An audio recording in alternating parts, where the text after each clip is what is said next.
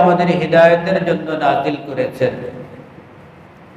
দুনিয়াতে কোরআন আমাদেরকে হিদায়াতের রাস্তা দেখাবে, মরণের পরে এই কোরআনের সুপারিশে আল্লাহ তাআলা আমাদেরকে নাজাত দিবেন। সুবহানাল্লাহ। দুনিয়াতে এই কোরআন আমাদেরকে হিদায়াতের রাস্তা দেখাবেন, মৃত্যুর পরে এই কোরআন আমাদেরকে সুপারিশ করে করে আল্লাহর দরবার থেকে আমাদেরকে মুক্ত করে, জাহান্নাম থেকে মুক্ত করে আমাদেরকে জান্নাতে প্রবেশ করায় দিবেন। সুবহানাল্লাহ। অনেক কোরআনের আলেম, কোরআনের হাফেজ হওয়া সত্ত্বেও কোরআনের সাথে সুসম্পর্ক, কোরআন অনুযায়ী নিজের জীবন পরিচালনা না করার কারণে এই কোরআন তাকে জাহান্নামে নিক্ষেপ করবে। ইউদিল্লু বিহি কাসীরান ওয়া ইয়াহদি বিহি কাসীরান।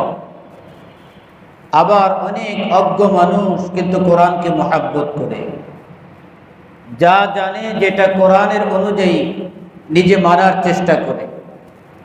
এভাবে জীবন যাপন করতে করতে দুনিয়া থেকে বিদায় হয়ে গেছে, অথচ কোরআনের হাফেজও না, কোরআনের আলেমও না, ভালো করে কোরআন পড়তেও পারে না, কিন্তু যা শুনতো তা মানত, যা বলতো যে এটা কোরআনের কথা, ঠিক আছে, আর কোনো কথা নাই, কোরআনের কথা।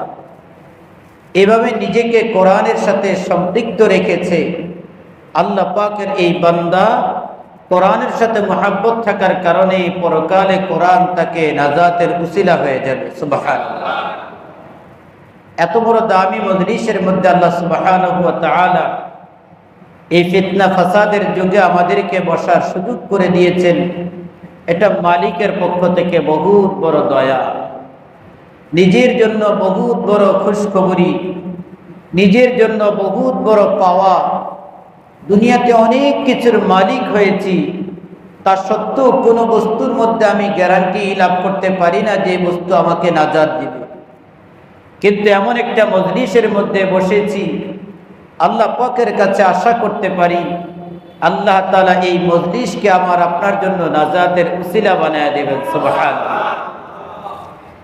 এজন্য যতক্ষণ বসা থাকবো একটু মন দিয়ে কথাগুলো শুনব এবং আমলের নিয়তে শোনার চেষ্টা করব। অন্যদিকে মন ধ্যান রাখবো না, অন্য কোনো চিন্তা মাথার মধ্যে রাখবো না। কোথায় বসেছি? কোরআনের মজলিসের মধ্যে বসেছি, আল্লাহর ঘরের মধ্যে বসেছি। আমাকে আপনাকে স্বয়ং আল্লাহ তাআলা আরশ আজিম থেকে দেখতেছেন। সুবহানাল্লাহ। আল্লাহর সামনে বসে আছি, আল্লাহ পাক আমাদেরকে দেখতেছেন।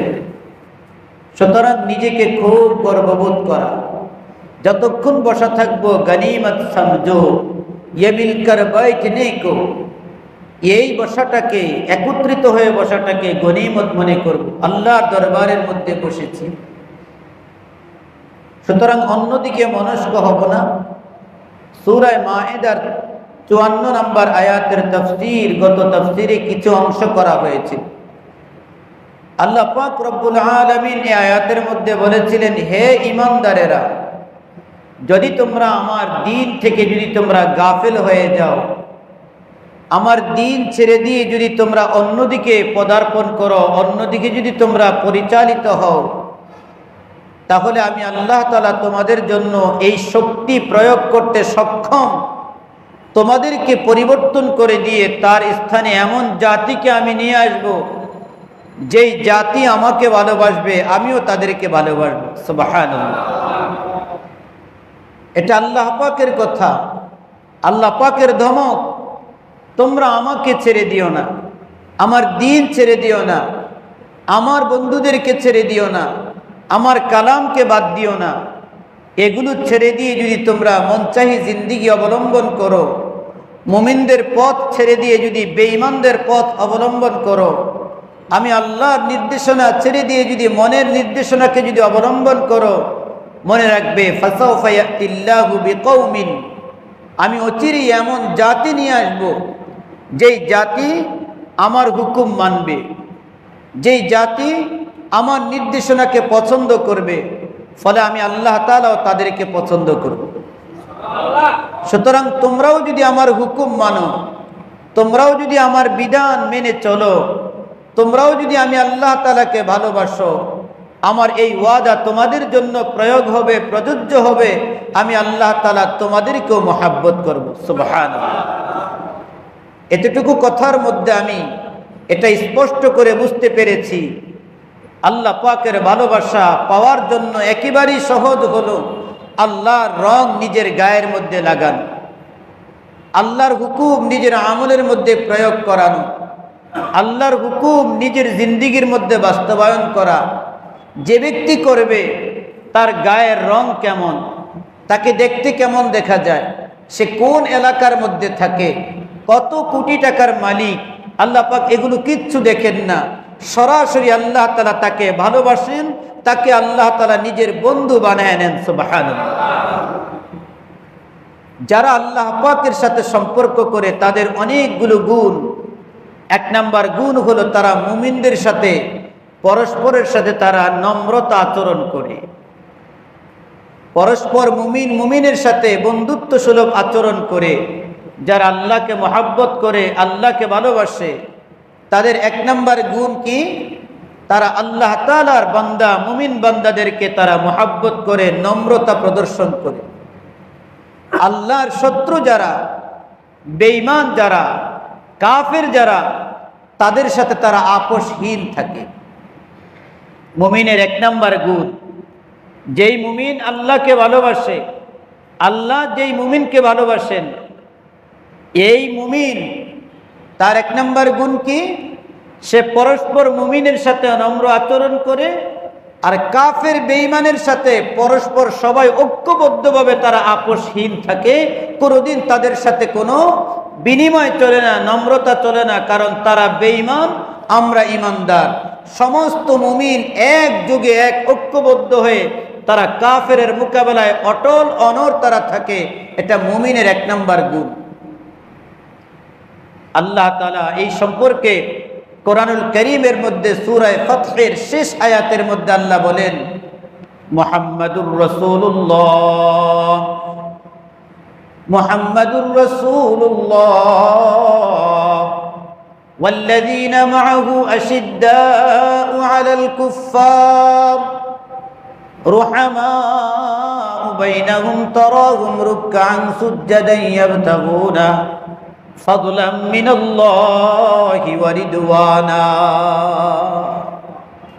মুহাম্মদ হলেন আল্লাহর রাসূল, তিনি এবং তার সাথী সাহাবায়ে কেরাম এবং কিয়ামত পর্যন্ত আনেওয়ালা যত ঈমানদার থাকবে তাদের প্রধান পরিচয় হবে আশিদ্দাউ আলাল কুফফারি রুহামাউ বাইনাহুম।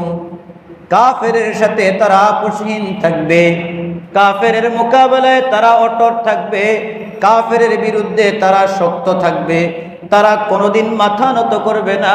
কাফেরের সাথে কম্প্রোমাইজ করতে মুমিন জানে না, কাফেরের সাথে মুমিন উত্তম আচরণ করবে। আল্লাহ তাআলা যতটুকু করার নির্দেশ প্রদান করেছেন, কিন্তু পরস্পর কাফের ব্যতীত যত মুমিন ভাই ভাই থাকে, পরস্পরের সাথে একে অপরের সাথে আন্তরিক অন্তরঙ্গ বন্ধুত্ব থাকে। এটা কেন করে?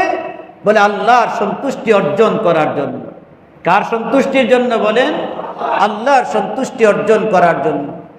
দুই নাম্বার গুণ, ইউজাহিদুনা ফি সাবিলিল্লাহ। গত তাফসীর এখানে শেষ হয়েছে। ইউজাহিদুনা ফি সাবিলিল্লাহি ওয়া লা ইয়াখাফুনা লাওমাতা লাইম। যারা আল্লাহ তাআলাকে ভালোবাসে, তারা আল্লাহর জমিনের মধ্যে আল্লাহর দ্বীন কায়েম করার জন্য প্রাণান্তকর চেষ্টা করে, যেটাকে জিহাদ বলে। সেটাকে কি বলে? জিহাদ বলে। জিহাদ, অন্য কোনো শব্দে এটাকে বলার প্রয়োজন নাই। জিহাদ আল্লাহ বলছেন ইউজাহিদুনা ফি সাবিলিল্লাহ। দুই নম্বর মুমিনের গুণ, যারা আল্লাহর পথে কাফেরের মোকাবেলায় জিহাদ করে এবং আল্লাহর পথে চলার ক্ষেত্রে তারা জিহাদ করে, প্রাণান্তকর চেষ্টা করে। ওয়ালা ইয়াখাফুনা লাওমাতা লাইম। এতে করে কোনো হিংসুক, কোনো নিন্দুক, কোনো তিরস্কারকারীর তিরস্কারকে সে এতটুকু ভয় পায় না। সে কি বলতেছে কোনো কিছুই সে বোঝে না। সে একটাই মাত্র বোঝে, আমার আল্লাহ বলছেন এই কাজ করতে, আমাকে এটা করতে হবে, এর মধ্যে কোনো ছাড় নাই। কথা বলেন ঠিক না বেঠিক? নামাজ পড়ার কথা কে বলছেন বলেন? জোরে বলেন, নামাজের কথা কে বলছেন? এখন আমি নামাজে আসলে আমাকে এক শ্রেণীর মানুষ বিভিন্নভাবে তিরস্কার করে, ওই দেখো যায় নামাজ পড়তে যায়। এভাবে আপনাকে নিয়ে ট্রল করার অনেক মানুষ রাস্তার অলিতে গলিতে বসে থাকে। আপনি দাড়ি রাখছেন, দাড়ি রাখার হুকুম কে করছেন? আল্লাহ তাআলা। আল্লাহ বলেন নাই দাড়ির কথা? কোথায় বলছেন আল্লাহ দাড়ির কথা? মান আতা আল্লাহ ওয়া আতা আর রাসূল মান ইউতি'র রাসূল ফাকাদ আতা আল্লাহ ওয়া মান ইউতি'ল্লাহ ওয়া রাসূলা ফাকাদ ফাযা ফাওজান আযীমা। আল্লাহ তাআলা বলেন, যে ব্যক্তি রাসূলের আনুগত্য করে সে যেন আমি আল্লাহর আনুগত্য করে। আল্লাহ তাআলা বলেন, যে ব্যক্তি আমি আল্লাহর আনুগত্য করে আমার নবীর আনুগত্য করে, এই দুই আনুগত্য যার মধ্যে থাকে আমি আল্লাহ তার ব্যাপারে ঘোষণা করে দিলাম, ফাকাদ ফাযা ফাওজান আযীমা, সে দুনিয়ার জমিনের মধ্যে সবচাইতে বড় সফলতা অর্জনকারী। কার কথা জোরে বলেন? আল্লাহর কথা। তো নবীর আনুগত্য দাড়ি ছাড়া হয়? জোরে বলেন, দাড়ি ছাড়া হয়? অনেকে এটাকে বিভিন্নভাবে ব্যাখ্যা করে এটাকে দুর্বল বানায়, এটা তার ব্যক্তিগত ব্যাপার। তারা দাড়ি রাখলে আপনাকে ট্রল করবে, মানুষ বিভিন্নভাবে আপনাকে তিরস্কার করবে, সে এদিকে ভ্রুক্ষেপ করে না। কারণ হুকুম কার? আল্লাহ। আল্লাহর সন্তুষ্টির জন্য তিনি দাড়ি রাখতেছেন। টাকনু গিরার উপরে কাপড় রাখতে নবীজি নির্দেশ দিয়েছেন। পুরুষের জন্য টাকনুর উপরে কাপড় পরিধান করাটা সুন্নত, আর টাকনু গিরার নিচে কাপড় পরিধান করা হারাম। তাহলে যেই কাজ ছেড়ে দেওয়াটা এটা হারাম হয়, এই কাজটা করাটা ওয়াজিব। নবীর সুন্নত, যদিও টাকনু গিরার উপরে কাপড় পরিধান করা নবীজির সুন্নত, কিন্তু তারপরে আপনি যদি ঝুলাইয়া যদি পড়েন এটা হারাম। এখন হারাম কাজ থেকে বাঁচা ওয়াজিব না, তাহলে কেমন যেন এই সুন্নতটা মেনে চলা ওয়াজিব। এখন আপনি টাকনু গিরার উপরে প্যান্ট গুটাইয়া অফিসে যাচ্ছেন, দূর থেকে আপনাকে একজন তাকায়া বলবে, দেখো মদন যায়, মদন কেমন দেখা যায় দেখো না। কিন্তু আমি টাকনু গিরার উপরে কাপড় পরিধান করেছি আমার আল্লাহ সন্তুষ্টির জন্য। কথা বলেন ঠিক কিনা? আমি চেহারার মধ্যে দাঁড়িয়ে রেখেছি আমার আল্লাহর সন্তুষ্টির জন্য, নবীর সুন্নত মেনে চলতেছি আল্লাহর সন্তুষ্টির জন্য। ওয়ালা ইয়াখাফুনা লাওমাতা লাইম, দুনিয়ার জমিনের মধ্যে কে আমাকে কি বলে এটা আমার দেখার দরকার নাই, কারণ আমি আমল করতেছি একমাত্র আল্লাহর সন্তুষ্টির জন্য। হযরত আলী রাদিয়াল্লাহু তাআলা আনহু, হযরত আবু যর গিফারি রাদিয়াল্লাহু তাআলা আনহু, দুইজন সাহাবী থেকে বর্ণিত হাদিস ইমাম আহমদ ইবনে হাম্বল রাহিমাহুল্লাহ উল্লেখ করেছেন। আল্লাহর নবী আবু যর গিফারি রাদিয়াল্লাহু তাআলা আনহুকে 60টা নসিহত করেছেন। কয়টা নসিহত? 60টা নসিহত করেছেন। এই 60টা নসিহতের মধ্যে 60টাই আমি বলবো এখানে। একটা নসিহত গুরুত্বপূর্ণ, যেটা দিন মানতে গিয়ে আমাকে যে যত তিরস্কার করুক তার দিকে ভ্রুক্ষেপ করা যাবে না, আমাকে দিন মানতে হবে। এটা হলো ইউজাহিদুনা ফি সাবিলিল্লাহ। আল্লাহর দিন মানতে আমাকে চেষ্টা করতে হবে, মানুষের কথাকে উপেক্ষা করতে হবে, তিরস্কারকারীর তিরস্কারকে পিছনে ফেলতে হবে, আল্লাহর দিন আল্লাহর হুকুমকে আমাকে মাথার উপরে রাখতে হবে, আর সব কিছুকে পায়ের নিচে পদদলিত করতে হবে, তবেই আমি মুমিন। কথা বলেন ঠিক কিনা? হযরত আবু যর গিফারি রাদিয়াল্লাহু তাআলা আনহু, ইমাম আহমদ ইবনে হাম্বল রাহিমাহুল্লাহ তার সুনান আহমদের মধ্যে এই হাদিসটা উল্লেখ করেছেন। হাফেজ ইবনে কাসির রাহিমাহুল্লাহ এই তাফসীর ইবনে কাসিরের মধ্যে এই হাদিসটা এনেছেন। নবীজি সাল্লাল্লাহু আলাইহি ওয়াসাল্লামের সাহাবী আবু যর গিফারি রাদিয়াল্লাহু তাআলা আনহু বলেন, আমারানি খলিলি। আবু যর নবীজিকে বলতেছেন আমার বন্ধু, আমার প্রিয় বন্ধু। খলিল বলা হয় যার অন্তরের মধ্যে যার স্থান থাকে, ওই বন্ধুকে খলিল বলা হয়। ইব্রাহিম আলাইহিস সালামকে আল্লাহ তাআলা কি বলেছেন? খলিলুল্লাহ। আগুনের মধ্যে ফেলে দেওয়ার পরেও যে আল্লাহ তাআলাকে বলেন নাই আল্লাহ বলেন তোমাকে আমি সাধারণ বন্ধু বানাই নাই, আমার হৃদয়ের কলিজার অন্তরের বন্ধু বানাইলাম। তোমাকে আমি ঘোষণা করলাম খলিলুল্লাহ, তুমি আমার প্রিয় বন্ধু। জোরে বলেন সুবহানাল্লাহ। হযরত আবু যর গিফারী রাদিয়াল্লাহু তাআলা আনহু তিনি বলেন আমারানি খলিলি বিসাবঈন, আমার প্রিয় বন্ধু আমার নবী জনাবে মুহাম্মদুর রাসূলুল্লাহ সাল্লাল্লাহু আলাইহি ওয়াসাল্লাম আমাকে 7টি বিষয়ে আদেশ করেছেন। হে আবু যর, দুনিয়ার জমিনের মধ্যে যতদিন তুমি বেঁচে থাকবে এই 7টি বস্তুকে মেনে চলার চেষ্টা করবে। আমারানি ইউহিব্বুল মাসাকিন। জোরে বলেন সুবহানাল্লাহ। 1 নাম্বার আবু যর গিফারীকে আল্লাহর নবী হুকুম করেছেন, আবু যর তুমি গরিবকে ভালোবাসবে, মিসকিনকে ভালোবাসবে, মিসকিনের সাথে ওঠা বসা করবে। আল্লাহর নবী নিজে মিসকিনকে ভালোবাসতেন, এজন্য তার প্রিয় সাহাবী আবু যর গিফারীকে বলেছেন তুমি অসহায় মিসকিনকে ভালোবাসবে, তাদের সাথে চলাফেরা করবে। কথা বলেন ঠিক কিনা? এখন মিসকিন সমাজের মধ্যে সবচেয়ে দীন দরিদ্র, লাঞ্ছিত, অপমানিত মিসকিন গরিব যারা হয়। একটা ছেলে মেয়ে বিয়ে করবে, তার দরকার একজন ভালো পাত্রী, সুন্দরী বউ দরকার, দিনদার একটা মেয়ে দরকার। সে তার বাবার অঢেল অজস্র পরিমাণ টাকা খোঁজে। টাকা আছে, মেয়েও আছে, দিনদারিও আছে। এখন দেখে তার বাবা দেখতে শুনতে কত স্মার্ট আছে। তুমি যে তোমার শ্বশুরের স্মার্টগিরি তালাশ করো, তুমি তো এখন জুয়ান আছো, তুমি দেখতে পাও তোমার নাক দিয়ে ফরফর করতেছে, বুঝতেছো ময়লা পড়তেছে, তুমি সাথে সাথে পকেট থেকে টিস্যু বের করে এটাকে পরিষ্কার করো। যিনি তোমার শ্বশুর হবেন তিনি তো বয়স বৃদ্ধ মানুষ, তিনি তো এত কিছু বুঝেন না। এই রক্ত থেকে যেই মেয়ে, সুন্দরী মেয়ে আসছে, তুমি দেখো সে তোমার জরুরত পুরা করার জন্য উপযুক্ত কিনা। ওই বৃদ্ধ মানুষের স্মার্ট দিয়ে তুমি কি করবে?